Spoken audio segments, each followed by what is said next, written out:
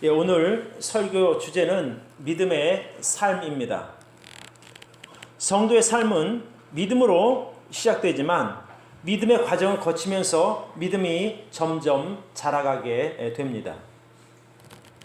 구원받은 성도라고 해서 그의 삶이 아무런 문제 없이 또 평탄하게 진행되는 것은 아닙니다. 때로 예상치 못한 문제도 만나게 되고 또 어려운 환경을 만나게 되기도 합니다.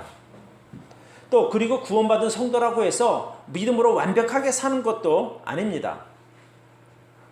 구원받은 성도들도 삶의 문제 앞에서 고민도 하고 또 염려도 하고 두려움도 느낍니다.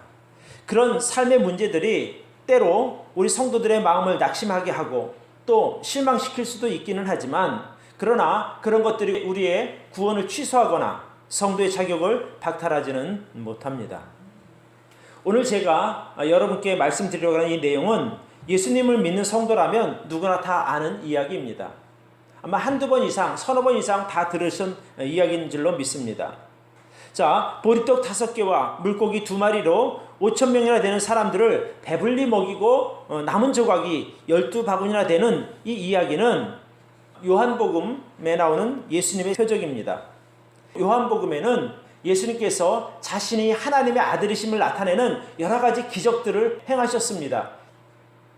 첫 번째 표적은 가나 혼인잔치에서 물로 포도주를 만들었던 그 표적이고, 두 번째 표적은 가버나움에서 죽어가는 왕의 신하의 아들을 살려주신 일입니다. 그리고 세 번째 표적이 베데스다 연못가에 누워있던 38년 된 병자를 말씀으로 고쳐 걷게 하신 겁니다. 자, 예수님께서 이미 앞서 행하신 세 번의 표적 말고도 그동안 행하신 귀신을 쫓아내고 의사들이 고치지 못하는 병을 고치는 능력을 보여주십니다. 다 이게 하나님의 아들로서의 능력을 나타낸 겁니다. 제자들은 예수님 곁에 따라다니면서 예수님께서 베푸신 표적과 가르침을 통해서 예수님이 하나님께서 보내신 하나님의 아들이구나 라고 하는 것을 충분히 배우고 깨닫게 됩니다. 이제 그런 상황에서 제자들은 믿음에 대한 도전을 받게 됩니다. 오늘 이 오병이어의 이야기를 통해서 믿음으로 바라보라는 제목으로 함께 말씀의 복을 나누도록 하겠습니다. 첫 번째, 이 오병이어의 기적을 통해서 우리가 알 수 있는 신앙의 원리는 같이 한번 읽어봅시다. 시작. 성도는 삶의 여정 중에 반드시 믿음의 과제를 만나게 됩니다. 자, 제가 우리 삶 가운데 만나는 문제 또는 어려움들을 믿음의 과제라고 표현을 했습니다. 이 고난이라고 하는 것이, 문제라고 하는 것이 우리를 넘어뜨리는 거라면 과제가 될 수 없겠죠. 그러나 이것을 통해서 우리의 믿음이 한층 더 자랄 수 있다면 그것은 좋은 과제물이 될 것입니다. 자, 성도는 살면서 어떤 문제를 만나게 될 때에 믿음으로 바라보아야 합니다. 그러니까 문제를 바라볼 때 이것이 나에게 내리는 저주인가? 이렇게 생각할 것이 아니라 하나님께서 나의 믿음을 성장시키기 위한 믿음의 과제물로 바라보시기를 바랍니다. 세상에 문제 없는 인생도 없고 문제 없는 가정도 없고 또 문제 없는 교회도 없습니다. 우리가 세상에 살아있는 한 누구도 크든지 작든지 늘 문제를 안고 살아가는 것이 인생입니다. 개인적인 문제든지 또는 가정의 문제든지 사업의 문제든지 또는 교회의 문제든지 우리는 믿음으로 반응해야 합니다.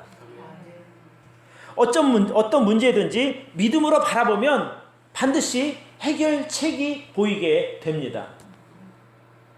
그러나 믿음으로 보지 않으면 문제가 엄청나게 커 보이게 되고 그 문제가 커 보이면 커 보일수록 두려움과 염려가 앞서게 되기 때문입니다. 그러니까 그런 내가 감당하기 어려운 문제들을 만나게 되면 사람들의 입에서 원망이 나옵니다. 불평이 나옵니다. 내가 이렇게 열심히 주님을 믿었는데, 내가 열심히 이렇게 교회를 다녔는데, 내가 열심히 이렇게 헌금을 했는데 왜 이렇게 어려움이 나에게 오지? 이런 마음에 불평할 수밖에 없고 원망할 수밖에 없게 되는 겁니다.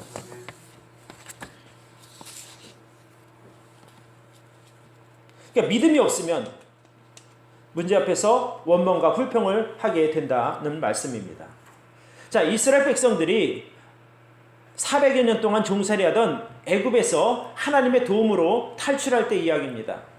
자, 하나님께서 그들이 너무 고통스럽게 노예의 삶을 사는 것을 보고 그들을 불쌍하게 여기시고 그들을 이제 이끌어내어서 가나안 땅, 젖과 꿀이 흐르는 좋은 땅으로 보내고자 그들을 구출해 내십니다. 그때에 모세라고 하는 지도자를 세워서 그들을 구출해 내죠. 처음에 그들이 정말 그 고통스러운 애굽의 노예 생활에서 자기들을 건져준 하나님을 그들은 찬양했습니다. 감사했습니다. 그리고 지도자인 모세에게 환호하고 기뻐했습니다. 그런데 얼마 지나지 않아서 그들에게 마실 물이 떨어졌고 또 먹을 것이 떨어지자 그들의 입에서 당장 감사와 찬송이 바뀌어서 원망과 불평이 나오기 시작합니다. 출애굽기에 보면 이런 말씀이 있습니다. 같이 한번 읽어볼까요? 시작. 이스라엘 온 회중이 그 광야에서 모세와 아론을 원망하여 그들에게 이르되 우리가 애굽 땅에서 고기가 막 곁에 앉았던 때와 떡을 배불리 먹던 때에 여호와의 손에 죽었다면 좋았을 것을 너희가 이 광야로 우리를 인도하여 내어 이 온 회중으로 줄여 죽게 하는도다. 방금 전까지 하나님을 찬양하고 하나님께 감사하고 모세를 이렇게 높였던 이스라엘 백성들이 금방 바뀌어서 문제 앞에서 그들이 불평하고 원망하는 것을 보게 됩니다. 왜 그럴까요? 자기들의 앞에 놓인 그 문제를 믿음으로 바라보지 않았기 때문입니다. 며칠 전까지만 해도 이스라엘 백성들의 입에서는 하나님을 찬양하는 노래가 나왔었습니다. 한번 볼까요? 어떤 찬양을 했었나? 같이 한번 읽어볼까요? 시작. 이때에 모세와 이스라엘 자손이 이 노래로 여호와께 노래하니 일렀으되 내가 여호와를 찬송하리니 그는 높고 영화로우시며 말과 그 탄자를 바다에 던지셨음이로다. 여호와는 나의 힘이요 노래시며 나의 구원이시로다. 그는 나의 하나님이시니 내가 그를 찬송할 것이요 그는 내 아비의 하나님이시니 내가 그를 높이리라. 여호와는 용사시니 여호와는 그의 이름이시로다. 참 이게 얼마나 마음 가운데 감사하는 마음으로 하나님을 높이고 영광을 돌린 겁니까? 근데 이게 며칠 지나지 않은 겁니다. 3일 만에 불평하고 원망하기 시작합니다. 그런데 하나님께서는 모세에게 한 그 원망을 너희는 내게 대하여 원망한 것이라고 말씀하십니다. 왜? 그들의 입에서 나오던 찬양과 감사가 며칠 만에 원망과 불평으로 바뀌게 되었습니까? 그들이 문제 앞에서 믿음으로 그 문제를 바라보지 않았기 때문입니다. 믿음으로 보면 사실 우리 앞에 놓인 문제들은 문제도 아닙니다. 왜? 답이 주어진 것이기 때문에 그렇습니다. 오늘 본문에도 보면 이런 말씀이 나옵니다. 예수님께서 이 빌립에게 이렇게 묻습니다. 우리가 어디서 떡을 사서 이 사람들로 먹게 하겠느냐 하시니 이렇게 말씀하시면 친히 자기가 어떻게 하실 것을 이미 아시고 다 정해놓고 빌립을 시험코자 함이라 이렇게 말씀하셔요. 저는 구원받은 그리스도인들의 삶을 하나님께서 특별한 계획을 가지고 이끄신다고 믿습니다. 우리 삶에 있는 문제들은 저주를 당한 문제가 아니라 우리의 믿음을 성장시키기 위한 우리의 믿음을 테스트하기 위한 하나님의 과제물이라고 저는 봅니다. 그러니까 문제가 있으면 답이 반드시 있는 겁니다. 그러니까 믿음으로 볼 때에 그 답이 보이는 것이고 염려와 두려움으로 보게 되면은 불신앙으로 보면 답이 안 보이게 되는 겁니다. 답이 있음에도 불구하고 하나님께서 애굽에서 종살이하던 자기들을 애굽 군대의 추격에서 건져내시고 홍해바다를 갈라서 마른 땅으로 건너게 하십니다. 애굽의 모든 군대는 홍해바다에 빠져서 죽었지만 이스라엘 백성은 한 사람도 죽는 사람 없이 온전히 건너게 됩니다. 자, 이런 위대한 기적을 행하신 하나님께서 마실 물이나 먹을 것 걱정하게 만드시겠습니까? 그렇지 않은 겁니다. 그럼에도 그들에게는 믿음이 없다 보니까 입에서 나오는 게 불평이고 원망인 것입니다. 여러분, 우리 앞에 놓인 문제가 심각한 것이거나 해결할 수 없어서가 아니라 우리가 믿음으로 반응하지 않을 때 그것이 우리들의 삶을, 믿음을 갉아먹게 되는 겁니다. 그래서 어떤 문제가 여러분의 삶 가운데 닥치거들랑 어떤 문제를 만나거들랑 여러분 아멘으로 받으시기를 바랍니다. 믿음으로 보시면 아멘 할 수 있는 거죠. 왜? 답 있는 문제니까 얼마나 쉽겠습니까? 그러니까 우리가 인생을 살면서 문제는 생길 수밖에 없습니다. 문제 없는 인생은 없다고 말씀드렸지 않습니까? 여러분도 익히 공감하는 부분이고요. 그러니까 문제는 뭐냐면 믿음이 없는 것이 문제입니다. 믿음이 없으니까 문제가 커 보이게 되고, 문제가 커 보이면 두려움과 염려가 생기는 것은 너무나 당연한 일입니다. 또 한 가지, 문제 앞에서 내가 그것을 해결하려고 하니까 점점 힘이 드는 겁니다. 그 문제가 내가 씨름하려고 하니까 지치게 되는 겁니다. 나를 죄와 멸망에서 구원해 주신 하나님께서 지금도 여전히 나와 함께 하신다는 것을 믿는다면 우리가 무슨 걱정을 하겠습니까?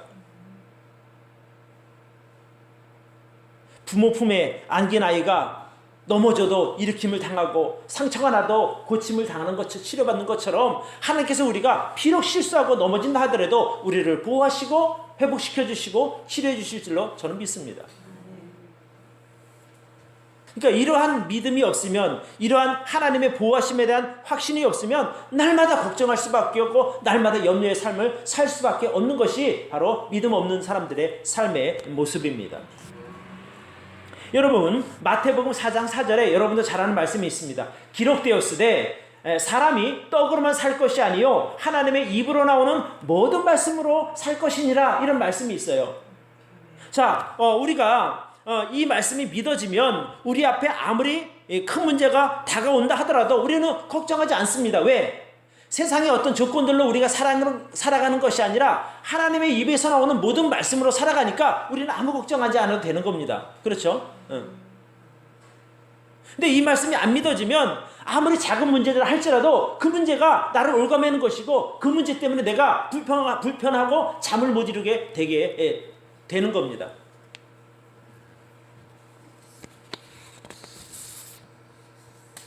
여러분, 문제를 만나가들랑 믿음으로 바라보시기를 바랍니다. 자, 두 번째입니다. 같이 한번 읽어볼까요? 시작. 문제 앞에서 머리로 계산하지 말고 믿음으로 바라보시기를 바랍니다. 어떤 문제 앞에서 머리로 계산하면 답이 안 나옵니다. 답이 나도 어떤 답입니까? 불가능이라는 답밖에 안 나오는 거예요. 자, 이제 오늘 우리가 읽었던 요한복음 6장의 이야기 속으로 들어가 봅니다. 자, 예수님께서 6장의 초에 보면 병든 사람들을 치료하시고 정말 자신이 하나님의 아들인 그 표적을 나타내십니다. 그렇게 막 기적을 행하고 병을 고쳐주니까 많은 사람들이 예수님께 몰려오게 됩니다. 자, 6장 1절부터 봅니다. 그 후에 예수께서 갈릴리 바다 곧 디베랴 바다 건너편으로 가심에 큰 무리가 따르니 이는 병인들에게 행하시는 표적을 봄이라. 의사들도 고치지 못하던 그 어려운 병들을 예수님이 고쳐주니까 사람들이 예수님께 몰려오는 겁니다. 예수께서 산에 오르사 제자들과 함께 거기 앉으시니 마침 유대인의 명절인 유월절이 가까운지라. 예수께서 눈을 들어 큰 무리가 자기에게 오는 것을 보시고 빌립에게 이르시되. 자, 예수님 앞에 큰 무리가 몰려오게 됩니다. 근데 이제 때가 돼서 저녁 때가 된 것 같습니다. 우리가 어디서 떡을 싸서 이 사람들로 먹게 하겠느냐, 이렇게 말씀하십니다. 근데 거기서 문제가 생긴 겁니다. 사람들은 엄청나게, 어떤 성경에는 남자만 5,000명이라고, 여자와 아이를 제외한 숫자가 남자만 5,000명이라도 하고, 또 여기는 이제 그냥 5,000명이라고 표현하는데, 제가 이거 생각을 해보니까 이 요한이 되게 숫자에 밝은 사람이거든요. 그래서 아마 그냥 오히려 요한의 숫자가 맞겠다, 저는 그렇게 그냥 결론을 내렸습니다. 자, 그때 모인 사람이 5,000명쯤 되는데 이들이 먹을 것이 없었습니다. 따라오다 보니까 먹을 것이 떨어졌을 수도 있겠죠. 자, 이제 이 최소 5,000명에서 많게 잡아도 10,000명이라고 따져봅시다. 이 사람들을 먹게 하려면 어떻게 해야 되겠습니까? 당시 이들이 모였던 것은 이런 사람 사는 동네가 아닌 거예요. 산입니다. 산. 여기 보니까 산에 오르사 그러죠. 그러니까 산으로 그들이 예수님을 쫓아오게 된 겁니다. 예수님께서 빌립에게 말씀하십니다. 빌립아, 우리가 어디서 떡을 사서 이 사람들로 먹게 하겠느냐. 예수님께서 빌립에게 문제를 주신 겁니다. 이때 빌립이 이 명석한 머리로 빠르게 계산을 합니다. 계산해 보니까 대강 뭐 한 5,000명이 될 것 같고 5,000명 이상은 될 것 같고, 또 이들에게 만약에 조금씩의 그 그 빵을 준다 하더라도 이게 보통이 아니거든요. 성경은 뭐라고 말하고 있는 거 아니? 자, 7절을 보시기 바랍니다. 빌립이 대답하되 각 사람으로 조금씩 받게 할지라도 200데나리온의 떡이 부족하리이다. 그러니까 이 데나리온이라고 하는 것이 한 데나리온이 당시 노동자 하루의 품삯입니다. 그러니까 200데나리온이면 적어도 뭐 주일날 쉬고 그때 당시 안식일날 쉬었겠죠. 그러면 한 8개월치 월급이 되는 거예요. 그 요즘으로 제가 계산해 보니까 뭐 한 250만 원 정도 받는다 하더라도 적어도 최소한 2천만 원. 이 200데나리온의 떡이 부족하다 했으니까 뭐 한 2천만 원에서 3천만 원 사이 되는 엄청난 돈이 있어야 한 끼를 먹을 수 있다는 겁니다. 그러니까 계산해 보니까 답이 없는 겁니다. 안 나오죠, 당연히. 설사 그 돈이 있다 하더라도 산에 어디 가서 그 빵을 사오겠습니까? 그렇다고 가서 내려가서 사도 그 양이 10,000명이 먹을 5,000명이 먹을 양이 그게 뭐 트럭이 있습니까? 뭐가 있습니까? 불가능하다는 거죠. 구할 수도 없고 만들 수도 없고 어디 살 수도 없는 이 엄청난 양 따져보니까 빌립이 머리로 계산하고 내린 결론이 무엇입니까? 불가능합니다. 할 수 없습니다 라고 답을 한 겁니다. 여러분, 그러나 믿음은 환경이 아닌 예수님을 바라보는 겁니다. 빌립이 자기가 이전에 그동안 경험했던 예수님께서 기적을 베푸신 일들, 표적을 베푸신 일들을 그가 머릿속에 넣고 계산했다면, 믿음으로 계산했다면 예, 주님께서 할 수 있습니다 라고 말할 수 있었을 겁니다. 나는 못하지만 주님은 가능합니다 라고 대답할 수 있었죠. 그게 믿음의 답 아니겠습니까? 그때 빌립이 예수님께서 주신 문제에 대하여 불가능합니다 라고 하는 답을 내었을 때 다른 제자인 베드로 형제 안드레가 작은 도시락을 하나 들고 와서 말합니다. 자, 9절을 보시기 바랍니다. 8절 9절. 제자 중 하나 곧 시몬 베드로 형제 안드레가 예수께 여짜오되 여기 한 아이가 있어 보리떡 5개와 물고기 2마리를 가졌나이다. 그러나 그것이 이 많은 사람들에게 얼마나 되겠sap나이까? 어린아이가 가지고 있던 그 보리떡 5개와 물고기 2마리는 그 아이의 점심 도시락이 아닌가 생각이 됩니다. 근데 애가 딴짓하느라고 못 먹은 거예요. 근데 야, 너 뭐 먹을 거 있냐? 그러니까 이거밖에 없는데요. 그러니까 그걸 들고 예수님께 나온 거예요. 이 안드레는 이 작은 도시락이 이 많은 사람들 5,000명에서 10,000명 되는 사람들에게 무슨 도움이 될까 하는 마음으로 예수님 앞에 가져다 놓습니다. 그때 예수님께서 이렇게 말씀하시죠. 10절을 보시기 바랍니다. 예수께서 가라사대 이 사람들로 앉게 하라 하신대 그곳에 잔디가 많은지라 사람들이 앉으니 수효가 5,000쯤 되더라. 예수께서 떡을 가져 축사하신 후에 앉은 자들에게 나눠주시고 고기도 그렇게 저희의 원대로 주시다. 그러니까 달라는 대로 줬다는 겁니다.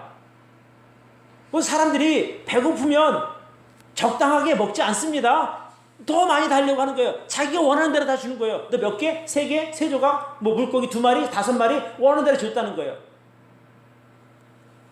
예수님께서 사람들을 앉게 하라 명령하신 후에 떡과 물고기를 들고 하늘을 향해 은혜를 구하며 감사합니다.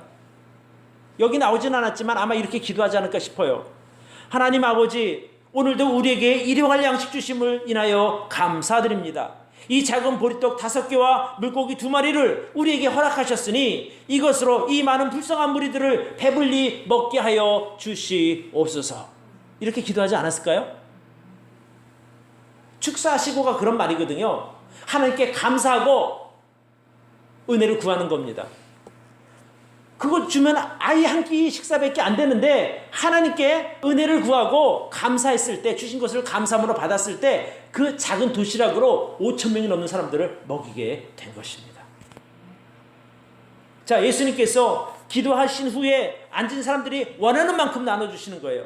그리고 그들이 배불리 먹고 남은 조각을 버리지 말고 먹으라고 말씀하셔서 남은 조각을 거두었더니 빵의 남은 조각입니다. 12바구니에 가득 찼더라. 이럴 땐 아멘 하는 거예요. 아멘. 그렇잖아요. 우리 사람의 생각으로 머리로 계산할 때는 불가능이라고 하는 답이 나왔는데 그 안드레가 예수님 앞에 믿음으로 갖다 드렸을 때 그도 확신은 없었어요. 그러나 그 문제를 예수님 앞에 들고 나갔을 때 예수님께서 축사하시고 나누니까 그 많은 사람이 먹고 12바가니 가득 찰 정도로 남았다는 거 아닙니까? 이게 아멘이죠. 아멘.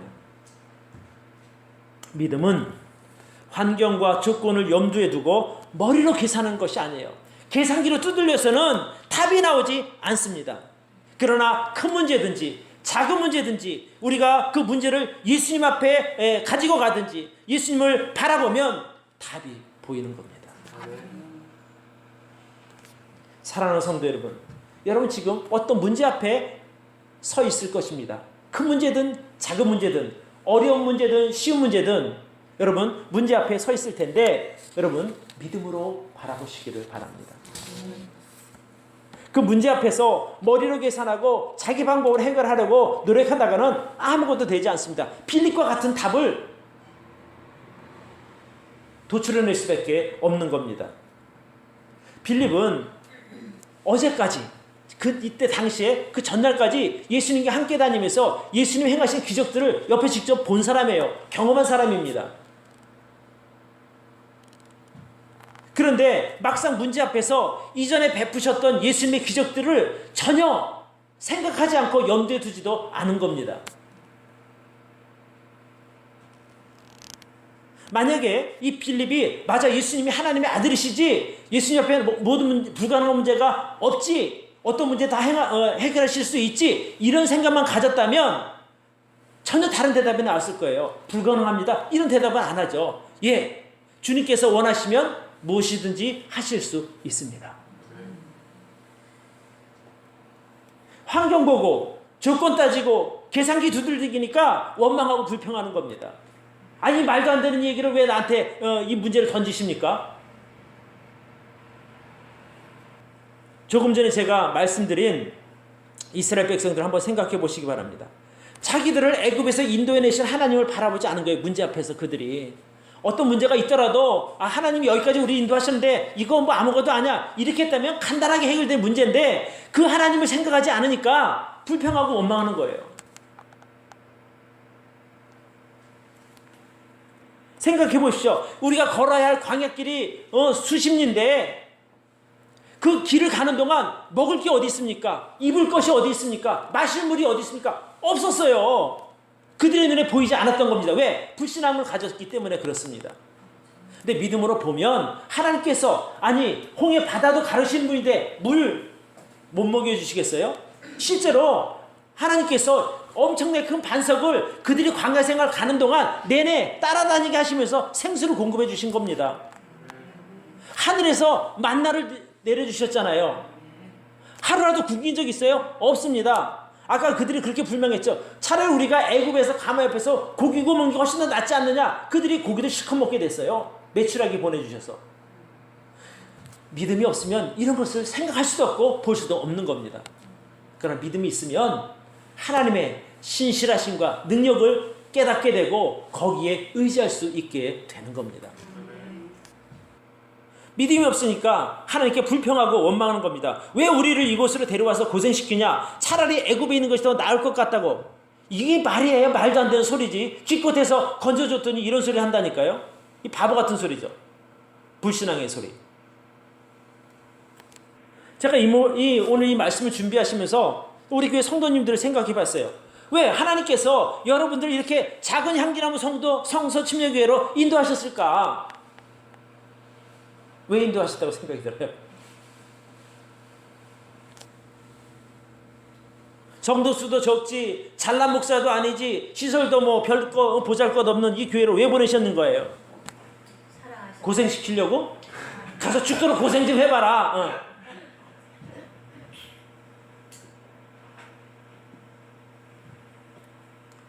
아닙니다. 믿음은 이 머리로 계산하는 것이 아니에요. 계산기로 두들기고 머리로 계산하면 빌립처럼 불가능 이런 답밖에 안 나오는 거예요. 이 작고 보잘것없는 이 향기나무 교회가 여러분에게 무엇을 해줄 수 있겠어요? 아무것도 해줄 게 없어요. 머리로 계산하면. 저도 마찬가지입니다. 우리 향기나무 교회를 생각하면서 환경 따지고 조건 따지고 이것저것 따지면 저도 답이 없어요. 그렇잖아요. 저 무슨 특별한 사람도 아니잖아요. 내가 뛰어난 능력이 있는 것도 아니고.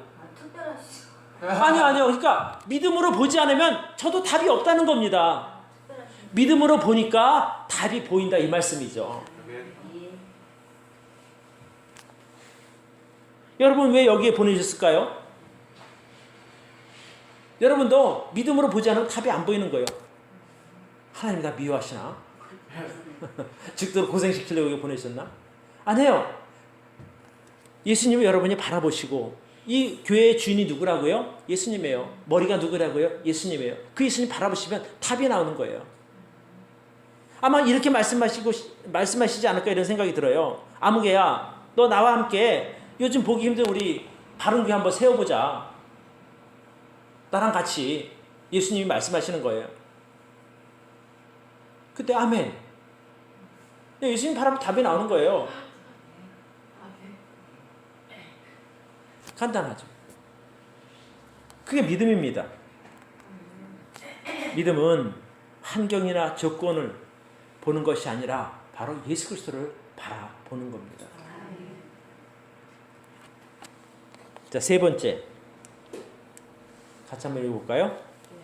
내가 예수님의 역할을 대신하려고 하지 마시기를 바랍니다.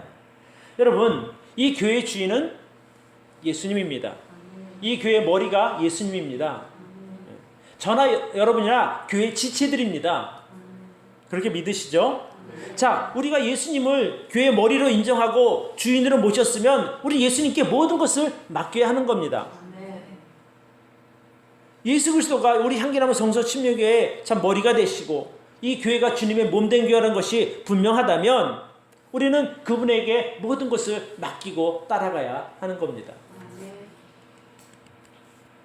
왜냐하면 이 교회를 예수님께서 세우신 교회였고 또 이 교회는 예수님께서 이끌어 가시는 교회입니다. 그 주님의 교회죠. 그러면 우리가 그 전능자 하나님이신 그 예수님이 참 이곳의 주인이시고 머리가 되시는데 우리가 나서서 할 것이 무엇이 있겠습니까? 놀라는 얘기가 아니라 방치라는 얘기가 아니라 내가 할 수 있는 그 역할을 최선을 다해서 하고 나머지는 그분께 맡겨드리는 거예요. 그 더 이상 방법이 없잖아요. 하고 싶어도 못하는데 뭐. 그러니까 여러분이 이 교회를 어떻게 해보려고 하다가는 지치게 되는 거예요. 해도 안 되니까 낙심하고 포기하게 되는 겁니다. 에이, 고생만 했네. 그렇게 원망하고 불평하는 거예요. 나 혼자 죽을 똥 살도 고생만 하다가 에이. 근데 이렇게 생각을 바꿔서 여러분이 그런 환경이나 조건을 볼 것이 아니라 이 교회의 주인이신 예수님을 바라본다면 이제 다르게 생각이 됩니다. 왜냐하면 그분은 전능하신 하나님 아버지십니다. 그렇죠? 또 여러분과 나를 위해서 십자가에 죽으시고 부활하신 능력의 주님이십니다. 믿으시죠? 그분은 보리떡 5개와 물고기 2마리로 5,000명이나 되는 사람들을 배불리 먹이고 남은 조각이 12바가지나 되게 하신 분입니다. 믿으시죠? 자, 그런 능력 있는 예수님께 우리가 내 할 일을 다 하고 완전히 주님께, 나머지는 주님께 맡기는 것이 믿음 아닙니까? 그런 거잖아요. 목사님 저도 완벽한 사람 아닙니다. 실수도 하기도 하고 넘어지기도 합니다. 부족합니다. 그러니까 저를 바라보시면 실망하게 되는 거예요. 아, 목사님 왜 이런 걸 못하지? 왜 이런 걸 안 하지? 그렇게 된단 말입니다. 제가 무슨 특별한 능력이 있는 것도 아니고 돈도 없어요.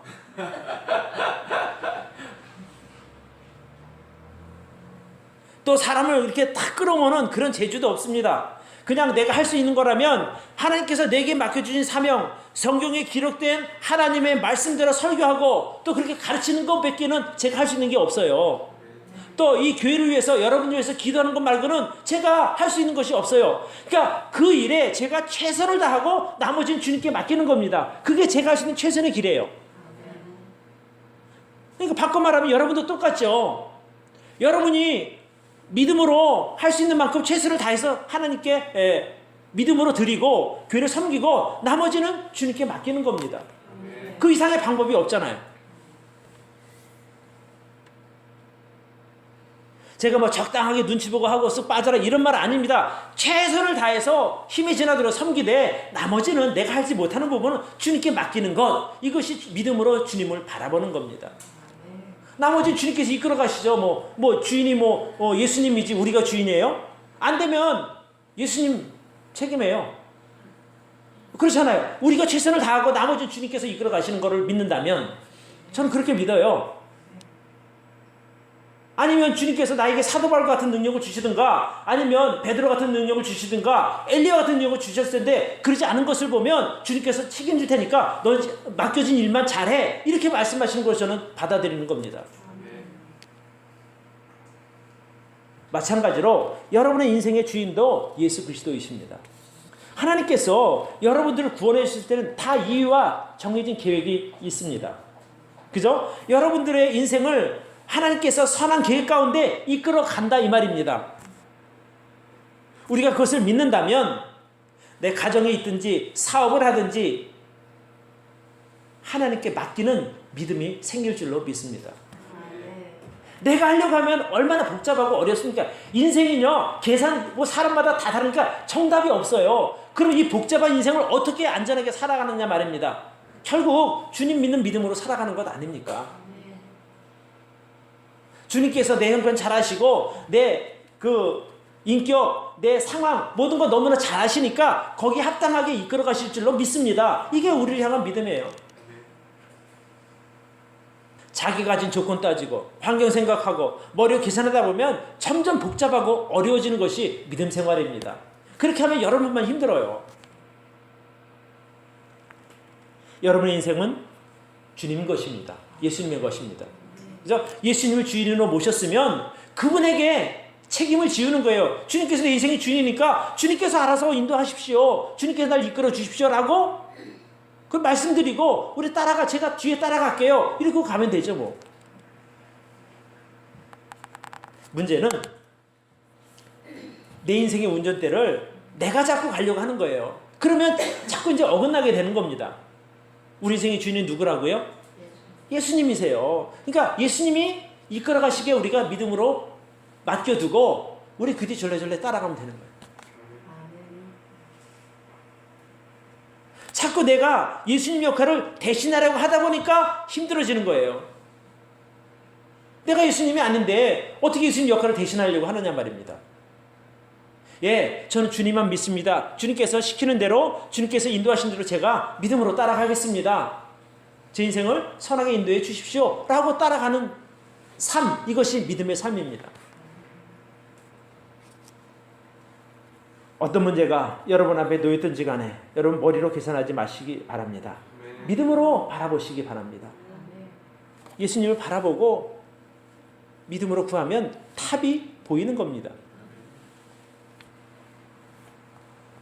절대 여러분들은 예수님의 역할을 대신하려고 하지 마시기를 바랍니다. 여러분의 인생은 예수님께서 책임지십니다. 여러분의 인생의 주인이 바로 예수님이기 때문입니다. 그분에게 맡기고 그분 바라보고 그분께서 인도하시는 대로 따라가는 저와 여러분들이 되기를 바랍니다. 여러분의 인생도 하나님께 맡기시고 또 여러분이 사랑하는 이 교회도 하나님께 맡기시는 그런 귀한 믿음의 사람들이 되기를 바랍니다. 기도하겠습니다.